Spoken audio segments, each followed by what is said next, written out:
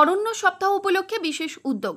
সোমবার শ্রীরামপুর গ্রামীণ হাসপাতাল চত্বরে আয়ুর্বেদিক চিকিৎসায় ব্যবহৃত বিভিন্ন ভেষজ গাছের চারা রোপণ করা হলো। পূর্বস্থলী ১ নম্বর ব্লকের নাদনঘাট থানার উদ্যোগে শ্রীরামপুর গ্রামীণ হাসপাতাল চত্বরের সৌন্দর্যায়ন ও ফুলের বাগানের উদ্বোধনের পাশাপাশি অরণ্য সপ্তাহ উপলক্ষে এই চারা গাছ রোপণ করা হয়। এদিনে নিজের হাতে গাছের চারা লাগালেন মন্ত্রী স্বপন দেবনাথ।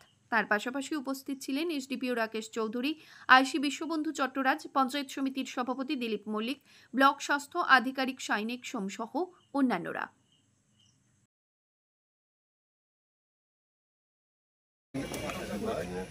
নাদনঘাট পুলিশের উদ্যোগে এর আগের দিন যেটা বলেছিলাম যে আমাদের এই হাসপাতাল চত্বরেই আমাদের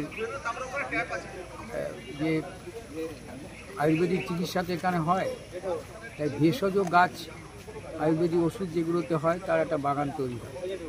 সেই অনুযায়ী এই চত্বরের মধ্যেই প্রায় 580 গাছ, তেমনি আমলকি, বয়রা, হরিতকি, কালোমেঘ সব লাগানো।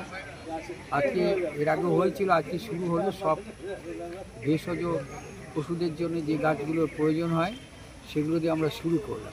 এছাড়া এই হাসপাতাল চত্বরে সৌন্দর্যায়ন ফুলের বাগান ইতিমধ্যে নাদনঘাট থানার উদ্যোগে তৈরি হয়েছে এবং সেখানে আজকে আনুষ্ঠানিকভাবে উদ্বোধন করা হলো।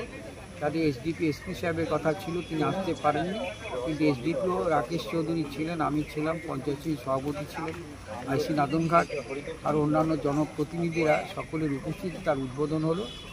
আবেদন করব যে গাছগুলোকে আমরা যদি রক্ষা করতে পারি সেই চেষ্টা আমাদের হবে।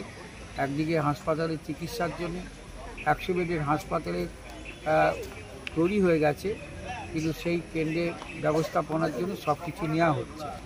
একটু সময় তো লাগছেই, তার কারণ বিদ্যুতের কানেকশান দরকার, ইকুইপমেন্টগুলো দরকার, সবগুলোই চেষ্টা চলছে। বলি তো রাতারাতি সব হয়ে যায় না, তার আগে হাসপাতাল চত্বরটাকে আমরা সাজিয়ে নিচ্ছি ভালোভাবে। কমল বোরা ও মৃত্যুঞ্জয় যশের রিপোর্ট, সংবাদ আজকে নিউজ।